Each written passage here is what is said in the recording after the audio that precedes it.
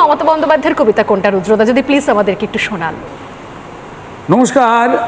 আজকের এই যে আড্ডায় যে আমরা কয়েকজন অল্প মানুষ জড়ো হয়েছি, আমরা চেষ্টা করছি যে মূল্যবোধের ভিত্তিতে তৈরি হওয়া যে একটা আন্তরিক অবক্ষয়, তার মাঝখান থেকে যে ভাবধারার যে অনুপ্রবেশ, তার মধ্যে দিয়ে যে অনুব্রতকে নিয়ে যে উচ্চাকাঙ্ক্ষার পরাকাষ্ঠা করে যারা যারা পুঞ্জীভূত মেঘের মতো একটা নির্বিকল্প যে অনুসন্ধিৎসার মধ্যে দিয়ে আমরা হেঁটে চলেছি, তার সঙ্গে সঙ্গে এই যে পরিযায়ী মনোভাবে যে সমস্ত অতি উৎক্ষেপিত বাঙালির যে অনুশোচনা এবং অনুকম্পিত অধ্যায় আমাদের বুকের মধ্যে অনুরণিত হচ্ছে, তার প্রতিধ্বনির শর্তে কি আমরা কিঞ্চিৎ বিমূঢ়?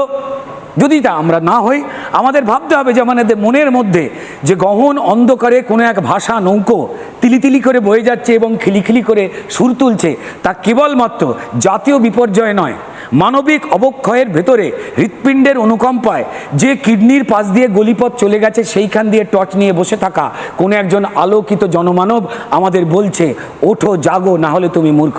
বলুন কি বললাম? বাপরে। আমাদের সম্মানীয় মুখ্যমন্ত্রীর লেখা অনেকটা এইরকম।